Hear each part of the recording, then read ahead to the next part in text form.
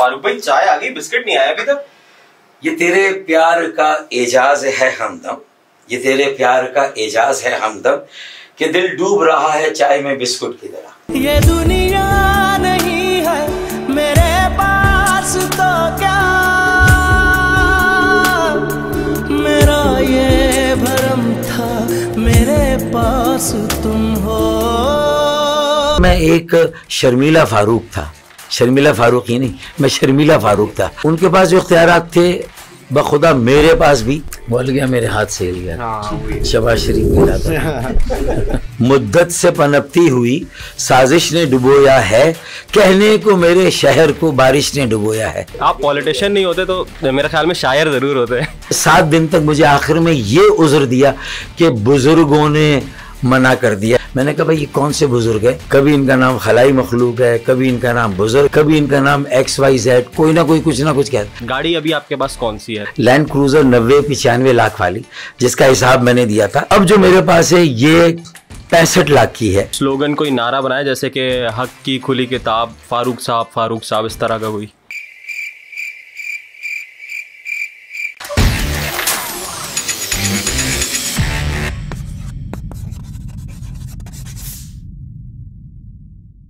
अस्सलाम वालेकुम एयरवाई चायकास्ट में खुशामदीद। मैं हूं दानियाल रहमान और आज चाय की इस नशिस्त पे मेरे साथ जो शख्सियत मौजूद हैं वो वैसे तो किसी तारुफ के मोहताज नहीं है। मुल्की सियासत और ख़ास कर कराची की सियासत से एक तवील अरसे से वाबस्ता हैं। डॉक्टर फारूक सत्तार इस वक्त हमारे साथ मौजूद हैं। Sir thank you so much for your time. You are welcome. Farooq भाई, सबसे पहले सियासी बातें तो होती रहेंगी, सबसे पहले तो मुझे ये बताएं कि आज से 15 साल पहले के फ़ारूक सत्तार में और आज के फ़ारूक सत्तार में क्या फ़र्क है? सबसे पहले तो दानियाल मैं आपको और आपकी टीम को मेरे घर आने पर खुशामदीद कहूँगा। और देखें क्या ही अच्छा मौका है कि हमारे सरों पर ओवरकास्ट है, मतलब अबर आलूद है। नीचे यहाँ पर चाय कास्ट का एक सेशन पॉडकास्ट की सूरत में हो रहा है और मुझे उम्मीद है कि ये जो इम्प्रेशन हम दे वो एवर लास्ट, वो तवील अरसे तक लोगों के दिलों और जहनों में रहे। बहुत शुक्रिया आपकी आमद के। 15 साल पहले का आपने ज़िक्र किया तो उस वक्त जो है वो हम एक बड़े चैलेंज से गुज़र रहे थे। तो मैं देख रहा था कि वो आहिस्ता आहिस्ता ज़वाल पजीरी की तरफ जा रही थी, वो ज़वाल पजीर थी, डाउनफॉल की तरफ जा रही थी। और जो हमारा दावा था कि ये मिडिल क्लास पढ़े लिखे नौजवानों का सियासी अमल है और पाकिस्तान बनाने वालों की जो मौजूदा नस्ल है जिन्हें उर्फ़ आम में महाजिर कहते हैं और जो दीगर दबी हुई पिसी हुई कौमियतों के साथ मिलकर इस मुल्क में एक इनकलाब बर्पा करना चाहते हैं और उसका हरावल दस्ता नौजवान होंगे, तो मेरे ख्याल में वो हमारे सारे दावे डाइल्यूट होने लगे थे। बहुत सारी खराबियां हमारे यहाँ जो अंदर आने लगी थी। तो मैं बहुत ज़्यादा फ़िक्रमंद था। मुझे नज़र आ रहा था कि आगे हम लगता है कि एक क्रैश लैंडिंग की तरफ जा रहे हैं। हमारा टेक ऑफ अच्छा था, हमारी फ़्लाइट अच्छी थी, हमने डिलीवर किया, हमने लेजिस्लेशन कानून साजी में, आईनी तरामीम में और इसके अलावा जहां मौका हमें मिला डिलीवर करने का, जब मैं मेयर था और वज़ीर बल्दियात था 90 की दहाई में, तो 10 करोड़ गैलन इजाफी पानी K2 का मेरे ज़माने में आया। उससे पहले K1 और K2 में बड़ा गैप था, वो हमने फिल किया। फिर K2 के बाद एक गैप आया तो फिर मेरा जो अगला मेयर आया मुशर्रफ साहब के साथ मिलके उसने 10 करोड़ गैलन K3 इजाफी पानी दिया। लेकिन फिर 2008 के बाद से अब तक कोई इजाफी पानी नहीं आया। तो ये जो 15 सालों का फ़र्क है ना, 2008 से 2022, तो उसमें एक इजाफी बूंद पानी नहीं आया क्योंकि MQM का रोल कुछ बाई डिफ़ॉल्ट 50% जो MQM की अपनी गलतियाँ थी, कोताहियाँ थी, जिसकी वजह से हम खुद अपने लाइबिलिटीज़ में दबते चले गए और जो हमारा एसेट था वो वाजे लोगों के सामने से आहिस्ता आहिस्ता ओमिट होता रहा, डिलीट होता रहा। लेकिन मैं समझता हूँ कि तो एक तो ये फ़र्क पड़ा है। फिर दूसरा, अगर 50% बाई डिफ़ॉल्ट हमारा डाउनफॉल था तो 50% बाई डिज़ाइन भी था कि हमारे ख़िलाफ़ मुसलसल एक इस किस्म की मंसूबाबंदी चल रही थी कि हमारे परों को क्लिप किया जाए, हमारी परवाज़ को रोका जाए, हमें कौमी सतह पर ना जाने दिया जाए। मैं तफसील में नहीं जाऊंगा, लेकिन 2008 के बाद फिर लग रहा था कि बड़ा इनएविटेबल है और उसके बाद 22 अगस्त हो गया और जो फ्रस्ट्रेशन थी, जो दबाव था, जो जहनी कैफियत थी, या एमकेएम के बानी की तबीयत भी थी, मैं नहीं कह सकता कि क्यों, जब उन्होंने एक लकीर खींच दी 22 अगस्त को, मुल्क के ख़िलाफ़ नारे लगा दिए, स्लोगन मुल्क के ख़िलाफ़ लग गए, तो उन्होंने लकीर खींची तो मुझे भी लकीर खींचनी पड़ी, क्योंकि पाकिस्तान के आइन के ख़िलाफ़ एक इक़दाम था और पार्टी के आइन के ख़िलाफ़ भी एक इक़दाम था। तो जब मैंने 23 अगस्त को टेक ओवर कर दिया तो वो एक बहुत बड़ी रिलीफ थी। 10,000 मेरे कारकुनान गिरफ़्तारी से बचे थे, और आज जो ये मेरे बहादुराबाद के साथी, मैंने उनको इतनी बड़ी आजमाइश से, इतने बड़े इम्तिहान से बचाया, और आज अगर वो बहुत बड़ी बड़ मारते हैं, बड़े बड़े बयानात देते हैं, तो ये मेरे उस इक़दाम के तुफ़ैल है, मेरे उस इक़दाम के सदक़े में है कि उन्हें मौका मिला कि वो इंतखाबात लड़ सके, वरना एमकेएम के ऊपर एक बैन लगता, सुप्रीम कोर्ट में फौरी रेफरेंस जाता और उसको डिफेंड करने वाला कोई नहीं होता। और जब जहाज़ डूब रहा हो तो आपको पता है कि चूहे इधर उधर भागते हैं, तो कौन सरवाइव करता? कोई शायद पीएमएलएफ में जैसे और लोग गए, पीपल्स पार्टी में, पीएसपी में, या कहीं ना कहीं जो है वो सब जाके पनाह लेते। एमकेएम की जिम्मेदारी उठाने वाला कोई नहीं था। मेरे उस इक़दाम ने लोगों को मौका दिया। अच्छा फारूक भाई, आपने अभी जैसे बात की कि आपका टेक ऑफ बहुत अच्छा था, फ्लाइट भी अच्छी थी, लेकिन ओवर द टाइम क्रैश कर गए। क्रैश लैंड हुआ बिल्कुल, और वो 22 अगस्त को हो गया।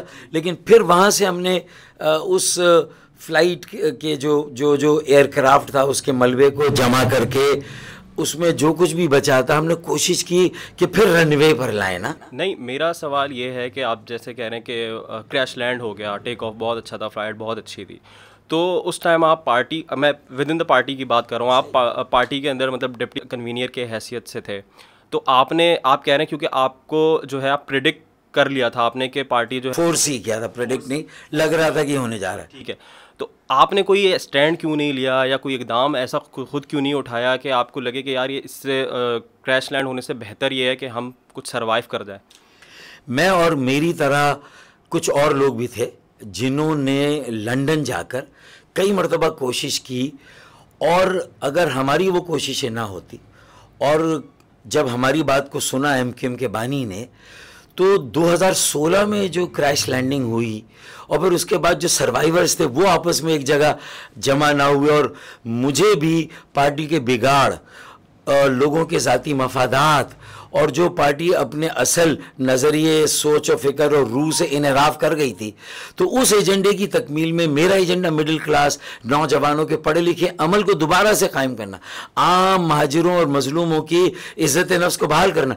जब हम उस एजेंडे पर नहीं आए तो फर्दर क्रैश लैंड हुआ, जब मुझे 2018 में पार्टी से बेदखल कर दिया गया, तो मेरे साथ जो है वो एक झगड़ा शुरू कर दिया गया।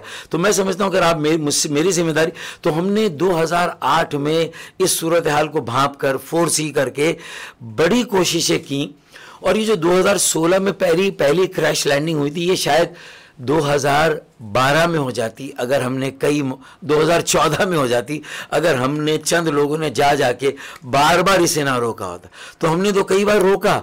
तो ये समझ ले कि जब वहाँ से ऐसे बयानात आते थे जो इंतहाई गैर जिम्मेदाराना होते थे, जो इंतहाई गैर संजीदा होते थे, जो इंतहाई बेवक्त होते थे, जिनकी कोई ज़रूरत नहीं थी, जिनसे किसी को कोई फ़ायदा और तंजीम को कुछ हासिल नहीं था, तो वो हमने अगर 3-4 मरतबा वो बयानात और ऐसे पॉलिसीज़ को रोका, तो एक मरतबा फिर हम उसे नहीं रोक सकते थे, 5वीं मरतबा हम नहीं रोक सकते थे।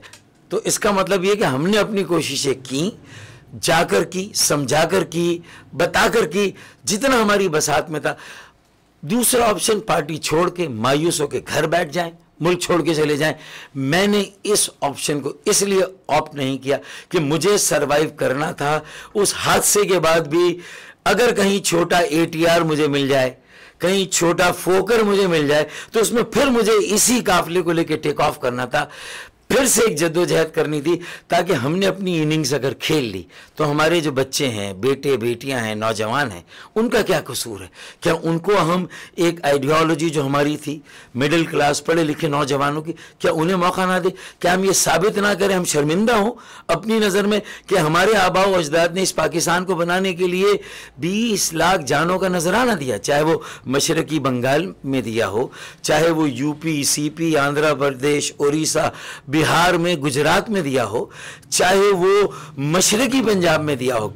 अगर ये कुर्बानियाँ दी गई थी, ट्रेनें कटी थी, काफले लूटे थे, असमत इज्जत मेरी बहनों और बेटियों की कुर्बान हुई थी, तब जाके ये नामुमकिन पाकिस्तान मुमकिन पाकिस्तान बना। तो फिर क्या मैं ये साबित करूं कि उन पाकिस्तान बनाने वालों की मौजूदा नस्ल है, उसका नज़रिया मिडिल क्लास पढ़े लिखों का वाज़े नहीं है? तो मैंने उस अलम को थामे रखा, उस नजरिए को। और जब मेरे लोग भी मेरे खिलाफ हो गए तो मैं आज तन्हा तेरे एजाज से शमशीर बकफ हूं, तन्हा तेरे एजाज से शमशीर बकफ हूं। लोग एक तरफ हैं, मैं एक तरफ हूं, तो मैं आज अकेला खड़ा हूं, लेकिन मैंने अल्लाह के फजलो करम से 75 आज़ाद पाकिस्तान पैनल पर औसत उम्र, एवरेज एज 30 साल, 28 साल, 32 साल के नौजवानों को, जो बल्दियाती इंतखाबात 28 अगस्त को होने वाले हैं, मैंने ताले के निशान पर और कुछ लैपटॉप के निशान पर इन नौजवानों को मौका दिया। और ये पढ़े लिखे सुलझे हुए घरानों से हैं, तहजीब याफ्ता घरानों से हैं, जो वगरना सियासत में आने के लिए तैयार नहीं थे, जो एक तशद्दुद का रुझान आ गया, जो एक करप्शन का, एक माफिया का कब्जा हो गया सारी जमातों में। लेकिन उनके वालिदैन ने, उनके माँ बाप ने मेरी शक्ल देखी, मेरी क्रेडिबिलिटी, मेरी एक्सेप्टेबिलिटी, मेरी साख, मेरी कबूलियत, मेरी एतबारियत को देख कर इन माँ बाप ने कहा कि नहीं, फारूक भाई के साथ ये अगर काफिला बना रहे हैं तो एक मौका देना चाहिए, वरना पाकिस्तान बनाने वालों और उनकी मौजूदा नस्ल की इज्जत और वकार दाव पे लगा हुआ था कि ये पाकिस्तान में कोई अच्छे नज़रिए की जमात नहीं बना सकते, कोई तहरीक नहीं बना सकते, कोई इनकलाब नहीं ला सकते। अरे हमारा दावा है कि इंशाअल्लाह ताला अपने हाथों में लिए शम्मे यकीन आएंगे, अपने हाथों में लिए शम्मे यकीन आएंगे। अब पैगंबर नहीं आएंगे, हम ही आएंगे। तो बस हम आ गए, पांचे चढ़ा लिए हैं, पानियों में उतर गए हैं। और नौजवानों, ये इलेक्शंस बल्दियाती, इसके नताइज जो भी हो, जो 28 अगस्त को है, और फिर इनकी सरपरस्ती के लिए 21 अगस्त को जो कौमी असम्बली का NA 245 का जो ज़िमनी इंतखाब हो रहा है, उसमें भी मेरा निशान ताला है। मैं आज़ाद हैसियत में लड़ रहा हूँ। मेरी सारी कोशिशें रिकाउंसिलेशन की मेरे MQM के साथियों के साथ नाकाम हो गई। मेरी एक रिक्वायरमेंट थी कि यार एक वर्कर इजलास कर लो, 1000 ओहदेदार कारकुनान मेरे, 1500 ओहदेदार कारकुनान तुम्हारे। जब पूरी दुनिया के मीडिया और कैमरों के सामने हम सब गले मिलेंगे, खालिद मकबूल और मैं गले मिलेंगे, तो एक मंजर होगा कि ना कल हम में इंतशार था, ना आज है, ना कल हम मुनकसिम थे, ना आज है। और हमारे मुखालफीन के जो हसरतें हैं वो बिन खिले, हसरत उन गुंचों पे जो बिन खिले मुरझा गए, तो वो, लेकिन 20 दिन तक मैंने इंतज़ार किया। मैंने तो गैर रस्मी मेरे साथियों के उम्मीदवार की कैंपेन भी ईदगाह में ईद उल अज़हा के मौके पे शुरू कर दी कि भाई कन्ने ठीक हो गया, बुढ़ेगी। मैंने कह दिया, लेकिन मेरे ख्याल में वो डिज़र्व नहीं करते। क्यों नहीं वैसे? इसलिए कि 20 दिन तक मैंने इंतज़ार किया। 7 दिन रह गए थे, 24 जुलाई को बल्दियाती इंतखाबात थे, 17 जुलाई तक मैंने इंतज़ार किया। 27 जून से हमारी बातचीत शुरू हुई थी और 17 जुलाई तक अगर मुझे वहाँ से जवाब ना आए और वो इजलास ना किया जाए, मैं अपने 65 या 75 पैनल जो थे ताले के और लैब में बिठाने के लिए तैयार था। नौजवान ये उम्मीदवार मुझसे नाराज़ होते थे, फारूक भाई आपने तो हमें इतना तैयार किया, आमादा किया, हम आपकी वजह से आए और आप ही जो है वहाँ जा रहे हैं, क्यों जा रहे हैं? ना जाएं, तुसी ना जाओ, उनका मुझसे ये कहना था। वजूहात क्या बनी? मतलब कोई ग्रीवेंसेस हैं उनके? वो तो वो बता सकते हैं। अब वो इनसिक्योरिटी है उनकी कि मैं जाऊंगा तो शायद लोग मेरे साथ खड़े हो जाएंगे, या उनका कोई डरो खौफ है कि मैं आके कुछ, जो मैं कहता रहा कि 7 का टोला है वहाँ पर, वो 7 के टोले के मफादात है, करप्शन है, माफिया है, शायद उनकी दुम पर मैं पैर रख देता, मेरा जाना उनकी दुम पर पैर रखना होता। या ये कि उन्होंने बाद में 7 दिन तक मुझे आखिर में ये उज़्र दिया कि बुज़ुर्गों ने मना कर दिया है, फारूक भाई की क्लियरेंस नहीं। मैंने कहा भाई ये कौन से बुज़ुर्ग है? ये तो शायद हम भी इनको बुज़ुर्ग मानते हैं, कभी इनका नाम खलाई मखलूक है, कभी इनका नाम बुजुर्ग, कभी इनका नाम XYZ, कोई ना कोई कुछ ना कुछ कहता है। तो मैंने भी अपने ज़राए से मालूम किया, तो मुझे ये मालूम हुआ कि मुझसे ज़्यादा किसी और की क्लियरेंस है ही नहीं। तो ये किस बुजुर्ग ने उनको बताया? तो क्यों किसी और पर इल्ज़ाम धरते हैं? आप जहनी और दिली तौर पर तैयार नहीं है फारूक भाई को गले से लगाने के लिए, तो फिर तुम रूठे हम छूटे तो मुझे भी फिर परवाह नहीं है। मैं तो 84 वाली MQMRC यानी जो तंजीम बहाली कमेटी बना के लग गया, आज़ाद पैनल खड़ा कर दिया, और अम्ब्रेला क्या, तहरीक MQM, एक नज़रियाती तहरीक जो क़याम पाकिस्तान की तहरीक थी, उसी का तसलसल, जो पाकिस्तान बचाने की तहरीक है, जो पाकिस्तान को बनाने की तहरीक है, और उसका आगाज़ कराची से होगा कि own Karachi, save Karachi, make Karachi, Karachi अपनाएं, कराची बचाएं, कराची बनाएं। तो मेरे ख्याल में, और फिर सबसे बड़ी बात, 84 के मुकाबले में अब ये शहर सिर्फ उर्दू बोलने वाले या महाजरों की जो 12 ज़बानें बोलने वाले, पूर्वी हैं, मेमन है, गुजराती हैं, काठियावाड़ी हैं, मारवाड़ी हैं, ये सिर्फ अब वो नहीं, क्योंकि अब उनकी इसमें पंजाब से, बलूचिस्तान से, KPK से, अंदरून सिंध से, गिलगित बल्तिस्तान कश्मीर, यानी हज़ारे वाले हैं, कश्मीरी हैं, गिलगिती बिल्ती हैं, फिर बलोची, सिंधी, ये सब हैं। तो अगर कराची वाहिद वो शहर है जहाँ पाकिस्तान की हर ज़बान बोलने वाला, हर इलाके का पाकिस्तानी है, तो इसका मतलब यही असल पाकिस्तान है। और ये चलता है तो पाकिस्तान चलता है, ये चलता है तो पाकिस्तान पलता है। 60% रेवेन्यू कि 4000 अरब का टैक्स दे, हमें खैरात मिले। तो यहाँ के सिर्फ उर्दू बोलने वाले ये महाजरों से मैं बात नहीं कर रहा, मैं पंजाबी, सिंधी, बलोच, सराइकी, पख्तून, जो गिलगिती बिल्ती, हज़ारे वाल, कश्मीरी, में सबसे कह रहा हूँ कि सर उठा के चलना है या सर झुका के चलना है। सर उठा के जीना है, सर झुका के जीना है। 4000 अरब का टैक्स देते हैं, 40 अरब की खैरात मिलती है, हमारा हक 400 अरब है। खुदा की कसम जिस दिन हम सियासी वाबस्तगियों, लड़ाइयों, सियासी माफिया, सियासी जमातों का माफिया, उनकी करप्शन, जो आगे कराची वाले, हर जबान बोलने वाले पाकिस्तानी कराची में पीछे हैं, माफिया, करप्शन, लड़ाइयाँ, अना, ये आगे है। जिस दिन सियासी जमातों की वाबस्तगियाँ, लड़ाइयाँ, अना, माफिया, करप्शन को हम पीछे छोड़कर आज़ाद होकर इन बंदिशों से कराची को आज़ाद करा के जब हम आगे बढ़ेंगे, तो अब यकीन माने पीछे मुड़कर नहीं देखेंगे। तो हर साल 400 अरब रुपए सालाना जो हमें लेने, हमारा हक है, जब हम वो लेंगे तो सर्कुलर ट्रेन भी 4 साल में यहाँ जो है वो 60 किलोमीटर पर चल रही होगी कराची में। इसी तरह 65 करोड़ गैलन पानी का जो मंसूबा है K4, उसे भी जो है वो सुबह का सवेरा नसीब होगा, वो भी मुकम्मल होगा। शुरू अभी तो शुरू नहीं हुआ, 2008 से आज तक शुरू नहीं हुआ। रद्दी की टोकरी में इसी तरह कचरा उठाने का, गटर का जो निकासी आपका निज़ाम जदीद, वो शुरू होगा। इसी तरह बिजली के बहरान के लिए जो पावर प्लांट लगने हैं बल्दिया के तहत, इंशाअल्लाह ये सब की फिजिबिलिटी तैयार है।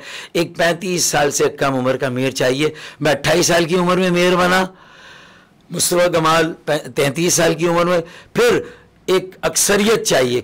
तो मैंने जो 65 पैनल दिए हैं, हैदराबाद में 30 और यहाँ 65, वो सारे के सारे 90% उनकी उम्र, औसत उम्र 30 साल है, यूथ है वो बेसिकली। तो ये है, तो ये मेरा नैरेटिव है। और इसी पर तो मैं चाहता हूँ, अच्छा फिर मैंने ये भी कहा कि जो MQM के धड़े हैं, इनके पास भी एक अपॉर्चुनिटी, जहाँ नौजवानों की तहरीक है, एक मेरे इस पूरे नैरेटिव का एस्पेक्ट या पहलू ये है, नौजवानों की तहरीक, नौजवान क़यादत, उनके हाथों में कराची, बल्दिया उज़्मा कराची, और आज आगे जाके सूबाई और कौमी ऐवानों में उनको मुंतखब करा के लाना। 65% कोटा उनको, पार्टी के अंदर भी 65% कोटा उनका होना चाहिए स्ट्रक्चर में। तो फिर अगला क्या कि जो धड़े हैं उनके दरमियान यकजहती हो, यानी चाहे वो MQM पाकिस्तान हो, MQMRC हो, PSP हो, MQM हकीकी हो, अगर ये चारों एक जगह खड़े हो जाएं, और उसका आगाज़ भी इस NA 245 के इलेक्शन से हो सकता है कि मैंने सपोर्ट की लेकिन आपने इजलास नहीं किया, मुझे खड़ा होना पड़ा, तो चले ये मौका है।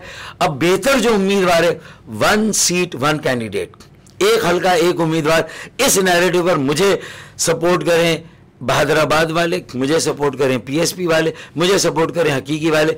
मुझे हकीकी वालों और PSP वालों की तरफ से ये अंदिया है कि अगर बहादुराबाद वाले आपको सपोर्ट करेंगे तो फिर पीएसपी वाले और हकीकी वाले भी करेंगे तो ये भी एक अच्छा आगाज़ होगा, लोगों को रिलीफ मिलेगी, जो स्ट्रेस है, जो जहनी अजियत है, जिस कर्ब में है, उससे भी लोग निकलेंगे। अगर इस मेरे इलेक्शन को एक अपॉर्चुनिटी बनाए और बहादुराबाद वाले मुझे सपोर्ट करें तो पीएसपी और हकीकी मुझे, ये हमारा बड़ा अच्छा आगाज़ होगा यकजहती का, और नीचे नौजवानों के हाथों में हम देंगे। फारूक भाई, आपने जो अभी बातें की उससे मतलब बहुत सारे सवालात मेरे जहन में घूम रहे हैं। तो अभी आपने कहा कि अगर पीएसपी वालों ने और हकीकी वालों ने आपको ये बोला कि बहादुराबाद वाले अगर आपको सपोर्ट करेंगे तो वो भी आ जाएंगे, तो ऐसा क्यों है कि वो खुद से क्यों सपोर्ट नहीं करना चाह रहे? दूसरा सवाल मेरा ये है कि कराची की जो भी करंट कंडीशन है, जो हालात हैं, जो हालत ज़ार है बेसिकली, इसका ज़िम्मेदार आप कैसे समझते हैं? देखिए ना, मुद्दत से पनपती हुई साजिश ने डुबोया है, मुद्दत से पनपती हुई साजिश ने डुबोया है, कहने को मेरे शहर को बारिश ने डुबोया है। आप पॉलिटिशियन नहीं होते तो मेरे ख्याल में शायर ज़रूर होते हैं। मेरी रग़बत है शेर व सुखन से, और अदब की दुनिया का भी मैं आदमी हूँ, और मेडिसिन के साथ साथ थोड़ा मैंने शोरा को और शायरी को भी पढ़ा, स्टडी किया, और अल्लाह ताला ने मुझे ये शायद सलाहियत दी कि मुझे अशार जल्दी याद होते हैं। तो मैंने अपने अशार, मैं शायर ख़ुद नहीं हूँ, शेर याद कर लेता हूँ, और ये मेरे कॉन्फिडेंस का एक बड़ा ज़रिया भी है कि मैं कम्युनिकेशन के स्किल मेरे अच्छे थे। ये मुझे स्कूल और कॉलेज लाइफ में पता चला। शेर याद करने का था, ये भी मुझे अपने स्कूल और कॉलेज लाइफ में अंदाज़ा हुआ जब बैतबाजी के मुकाबले होते थे और उसमें मुझे ट्रॉफियाँ मिलने लगी, तो मेरा पहला कॉन्फिडेंस आया। वरना मैं एक शर्मीला फ़ारूक था, शर्मिला फ़ारूक ही नहीं, मैं शर्मिला फ़ारूक था। तो फ़र्क कीजिएगा, आप कहीं मुझे मिला मत दीजिएगा। मैं एक शर्मिला फ़ारूक था, शाई 7वीं क्लास तक, लेकिन जैसी बैतबाजी शुरू हुई मुझे कॉन्फिडेंस मिलना शुरू हुआ। अच्छा, ये ताले के पीछे क्या कहानी है? मतलब पतंग से डायरेक्ट ताला 2 मरतबा क्रैश लैंडिंग हो गई, एक 22 अगस्त को, एक फिर जब मेरी बेदखली हुई पार्टी से। तो ताला वो निशान है जब आपने कहा इसमें वजन है, ये मतलब थोड़ा टूटने में मुश्किल होगी। मैं जिस निशान पर इलेक्ट होके मेयर बना, तो उस जमाने में ताला और सीढ़ी हक परस्त के नाम से हमने इलेक्शन लड़े, आज़ाद इलेक्शन। कुछ लोगों को ताला मिला, कुछ लोगों को सीढ़ी मिली। आज मेरे आज़ाद पैनल में कुछ लोगों को, ज़्यादातर लोगों को ताला और कुछ लोगों को लैपटॉप मिला है, और मुझे भी कौमी असम्बली में ताला मिला है। तो ये ताले का निशान मैंने इसीलिए लिया कि वो कहते हैं ना कि यादों की घनी छाँव भी रुखसत हुई घर से, यादों की घनी छाँव भी रुखसत हुई घर से, एक और सफ़र के लिए लौटाओ सफ़र से। तो एक नए सफ़र का आगाज़ है, एक नए अज़्म के साथ आगाज़ है, और ये बताना है कि हम पाकिस्तान बनाने वालों की औलाद हैं, हम पाकिस्तान बनाने वालों की मौजूदा नस्ल हैं, और हम सारी ज़बान बोलने वाले सारे इलाके के पाकिस्तानियों को इंशाअल्लाह एक अच्छा विजन देंगे, जो पाकिस्तान की डोलती हुई कश्ती को इंशाअल्लाह ताला इसकी नैया को किनारे पे लगाएगा इंशाअल्लाह। और जो कायदे आज़म मोहम्मद अली जिन्ना का एक इत्तेदाल, तरक्की पसंद, तालीम याफ्ता, तरक्की याफ्ता पाकिस्तान का विजन, अगर कायदे आज़म मोहम्मद अली जिन्ना की लेगेसी किसी के पास है तो आप यकीन माने हमारे पास, क्योंकि हम कहते हैं सियासी वाबस्तगियों से बालातर होकर, उसकी लड़ाइयों से, उसकी माफिया, उसकी करप्शन से बालातर होकर अब हमें पाकिस्तान को और कराची से सफ़र का आगाज़ है, तामीर और तरक्की के रास्ते पर लगाना है, इसे ओन करना है, सेव करना है, बनाना है इंशाअल्लाह ताला। लोकल बॉडी के इलेक्शन के हवाले से थोड़ी सी बात कर लेते हैं। हल सिर्फ जमात इस्लामी, आपने सुना हुआ है स्लोगन, आपको लगता है ऐसा? देखिए, जो कराची की असल तंजीम और जो नज़रिया है वो तो MQM के जो बिखरे हुए धड़े हैं उनके पुरखुलूस और नज़रियाती लोगों के पास है। कराची और पाकिस्तान का वो विजन, जमात इस्लामी लाख क्लेम करे, मैं उनके लिए कहता हूँ कि गांव के पिंड के सारे चौधरी भी मर जाएं तो पग जो है वो जमात इस्लामी के सर पे नहीं सजेगी। मेरा उनको मतलब एक नासे और एक दोस्त की हैसियत से मैं समझा रहा हूँ। जमात इस्लामी वही गलती कर रही है जो MQM ने की, कि जब कराची की आबादी का तनासुब मुख्तलिफ लसानी इकाइयों, सकाफती इकाइयों, मसलकी इकाइयों को लेकर तब्दील होने लगा, तो हम ये समझे कि हम अक्ल कुल है, हर मसले का हमारे पास है। इन 4 सालों में मैंने इस पर बहुत गौर किया, तो मैंने कहा अगर एक जमात का मेयर आ भी गया, फ़र्ज़ कर लें जमात इस्लामी कहती कि उनके पास हल है, उनका मेयर आ भी गया, तो मैं दावे के साथ कहता हूँ कि वो मेयर भी कामयाब नहीं होगा, मुशर्रफ अगर पीछे हो, उसका विजन पीछे हो जो मुशर्रफ साहब का था, और 300 अरब रुपए कराची को यानी 125 अरब नेमतुल्लाह को मिले, और 300 अरब यानी 150 अरब नेमतुल्लाह को मिले, और 300 अरब मुस्तफा कमाल को मिले, तो कुछ थोड़ा सा तामीर और तरक्की का अमल, उसकी रफ्तार में इजाफा नजर आएगा। लेकिन अगर वो विजन और वो इस्लामाबाद में बैकिंग नहीं है, तो कोई भी मेयर आ जाए, वो कराची की 30% या 20% से आबादी, 20% आबादी से ज़्यादा का नुमाइंदा नहीं होगा। उसे भी ऑल इंक्लूसिव, कुल जमाती, कुल शोबा जाती अप्रोच लेनी होगी। यानी सबको साथ लेकर, कोई एक जमात, एक तबका, एक शख्स, एक लीडर कराची के मसाइल को हल नहीं दे सकता, कि मसाइल के हल नहीं दे सकता। तो चाहे वो MKM का मेयर आ जाए, या मेरे आज़ाद पैनल का मेयर आ जाए, चाहे जमात इस्लामी का आ जाए, मुझे लगता है कि आगे जो मेयर आएगा उसमें मेरे आज़ाद पैनल के जो उम्मीदवार कामयाब होंगे, जमात इस्लामी के, TLP के और PTI के, ये 4 ग्रुप होंगे जो शायद लीड करेंगे।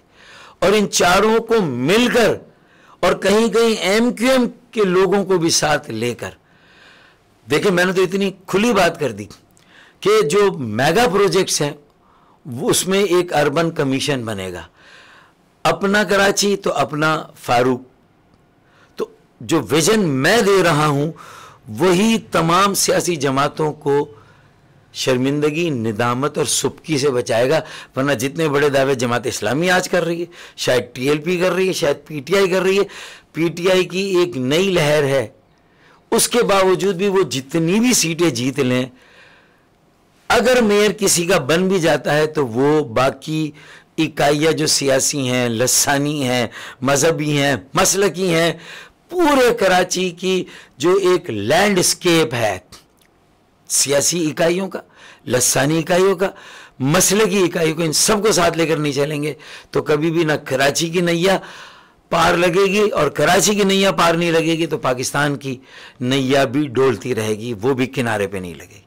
ये मेरा कहना है। फारूक भाई, जो भी मेयर आता है कराची में, तो आए दिन वो ये प्रेस कॉन्फ्रेंस करता है कि इख्तियारात नहीं है हमारे पास, तो इसमें कितनी सदाकत है? वाकई ऐसा होता है कि इख्तियारात नहीं होते, या फिर कुछ होते हैं, या बिल्कुल ही नहीं होते? उन्हें ये भी कहना चाहिए कि इख्तियारात तो नहीं है, वसाइल भी नहीं है, लेकिन थोड़ा सा हमारे पास सियासी बसीरत भी नहीं है। Politics is the art of doing. जो इख्तियारात MQM पाकिस्तान के हालिया अभी जो पास आउट हुए हैं, गए हैं, गुजरे हैं, वसीम अख्तर MQM के मेयर, उनके पास जो इख्तियारात थे, बखुदा मेरे पास भी 88 से 92 तक मेरे पास 4.5 सालों में भी इख्तियारात वही थे। लेकिन मैंने जो वसाइल भी मेरे पास थे उनको 2-3 जगह इस्तेमाल किया। कचरा उठाने पर, यानी सारे वसाइल, कम से कम एक बुनियादी काम तो मैं कर लूँ ना भाई। भले सॉलिड वेस्ट मैनेजमेंट 70% कचरा उठाने का काम सूबे के पास था, 30 से 40% KMC और DMCs के पास था, लेकिन उसके बावजूद अगर वसाइल लगाते, प्राइवेट गाड़ियां लगाते, अपने कारकुनों को मोबिलाइज करते, आवाम को साथ मिलाते, तो 4 साल में कराची का कचरा उठ जाता। दूसरा, निकासी आप जो उबलते हुए गटर, जगह जगह पानी भरा हुआ है, यानी कराची के तो ये अलमिया है कि जब बारिश होती तो ऊपर से भी पानी आता है और नीचे से भी। वो डिफेंस और क्लिफ्टन के रहने वालों ने अपनी खिड़कियों से जब बाहर का मंजर देखा तो उनको ऊपर से तो पानी उनको आ रहा था, लेकिन उनके जो टॉयलेट्स थे वहां से पानी उनके कमरों में आ गया भाई। वो कहते हैं ना कि एक ही सफ में खड़े हो गए डिफेंस और नाजमाबाद, ना कोई बर्गर रहा ना कोई बन कबाब।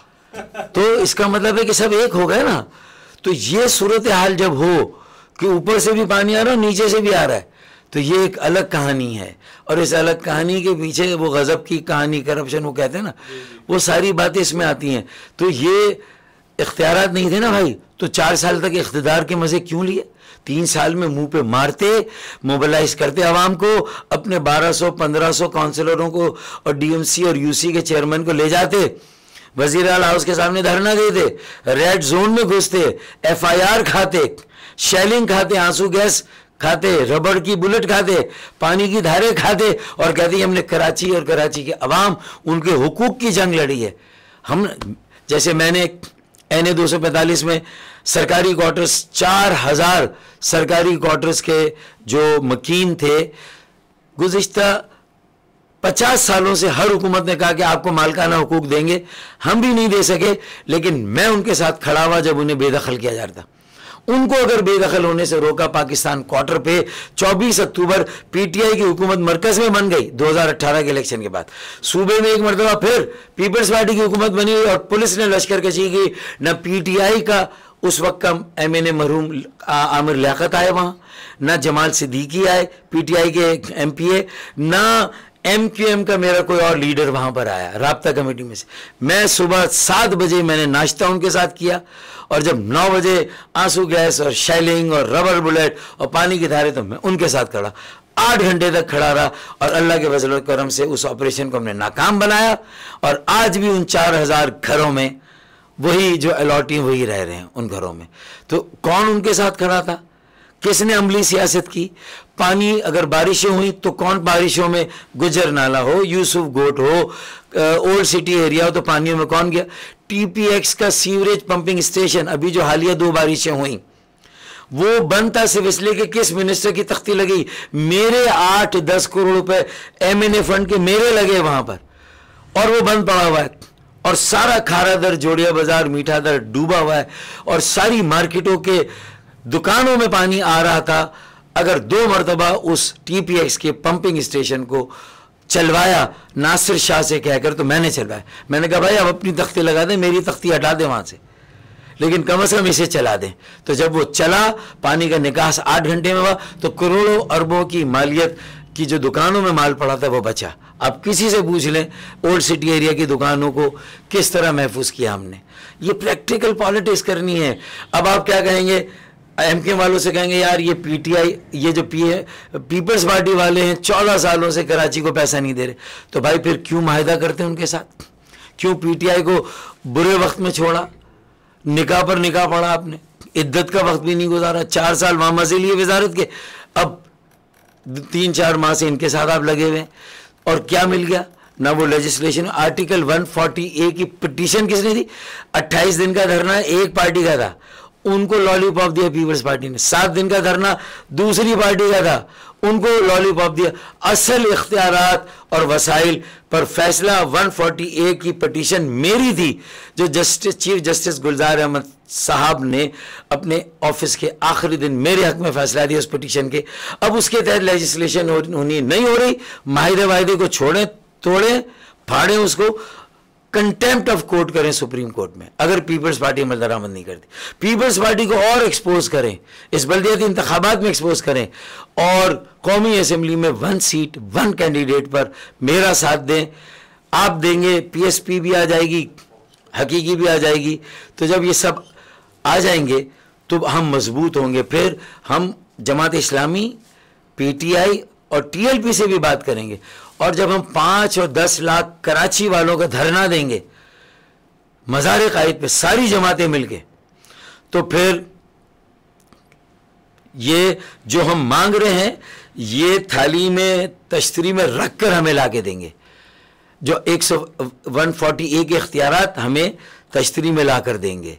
ये कराची का जो 400 अरब का फंड है ये हमें खुद ला कर देंगे। अगर हमने एक धरना दिया तो पहले सियासी तहरीक, एहतजाज, अदालतें और ऐवानों में आवाज़ उठाएं, शोर करें, लेकिन उसके बाद फिर आपको एक बड़ी तहरीक चलानी, बड़ा एहतजाज भी करना है। अच्छा, आप जो इलेक्शन लड़ रहे हैं NA 245, तो उसका आपने कोई स्लोगन, कोई नारा बनाया, जैसे कि हक की खुली किताब, फारूक साहब, इस तरह का कोई? मैंने तो ये दिया है नारा के ए लोगो खोलो ताला, ताला किस्मत वाला। चाबी कहाँ है? लेकिन मास्टर की वोटर्स के पास है। जब वो वोट डालेंगे तो ताला खुल जाएगा, उनकी तकदीर का भी और कराची की किस्मत का भी ताला खुलेगा इंशाल्लाह। फिर इसीलिए मैंने कहा कि लगा दो ताला कर दो बंद, लगा दो ताला कर दो बंद, ना रहा कचरा ना रही गंद, इंशाल्लाह ही होगा। अच्छा, आखिरी सवाल फारूक भाई आपसे ये, गाड़ी अभी आपके पास कौन सी है? लास्ट टाइम जो आपने बताया था प्रेस कॉन्फ्रेंस में, अभी कौन सी गाड़ी है आपके पास? वो उस वक्त ब्लैक वीगो मैंने खड़ी हुई देखी थी, तो मैं थोड़ा सा लैंड क्रूजर 90-95 लाख वाली, जिसका हिसाब मैंने दिया था 9 नवंबर 2017। अब जो मेरे पास है ये 65 लाख की है, सेकंड हैंड है, बुलेट प्रूफ पहले से थी, उसके एक्सचेंज में मैंने ली, यानी इसकी कीमत उससे भी कम है, इसकी मालियत उससे भी कम है, और इसकी बुलेट प्रूफिंग की वजह से इसकी मेंटेनेंस मेरे लिए बहुत मुश्किल हो रही है, लेकिन मजबूरी है, तो मैंने उसके बदले में ली। मैंने कोई नई गाड़ी नहीं ली है, मैं उससे भी थोड़ा नीचे आ गया हूँ। गाड़ियाँ तो बहुत महंगी हो गई फारूक भाई। देखिए ना, वो 95 लाख की मालियत की थी, ये 65 लाख की मालियत की है, और जहाँ से ली मतलब मैंने एक्सचेंज में ली, तो जो इसके कार डीलर हैं मैं उनका एड्रेस दे सकता हूँ, कंफर्म कर ले। तो मेरी वो वाली गाड़ी की वैल्यू कम हो गई थी ना, 95 से 65 पर आ गई थी। अभी 65 लाख वाली सेकंड हैंड गाड़ी मेरे पास है, और अल्लाह ताला आगे मुझे आजमाइश में ना डालें, आगे कोई किसी गाड़ी मजीद खरीदने का मेरे पास कोई वसाइल नहीं है। कुछ दोस्तों से कभी अगर हुआ, कुछ पैसे अगर अपने डाल सका तो ठीक है, वरना बहुत मुश्किल है, आगे गुजारा आसान नहीं है। Thank you so much doctor Farooq Sattar साहब, आपने टाइम दिया, आपने वक्त दिया। और नाजरीन, जैसे कि आपने देखा, फारूक भाई ने बताया कि कराची की सियासत, मुल्क की सियासत के हवाले से हमने तबसरा किया। इस हवाले से अगर आपका कोई भी सवाल हो तो हमें कमेंट सेक्शन में बताइएगा, और हमारे चैनल को ज़रूर सब्सक्राइब कीजिएगा। मिलते हैं अगले चाय कास्ट में एक नए मेहमान के साथ, तब तक के लिए अल्लाह हाफ़िज़।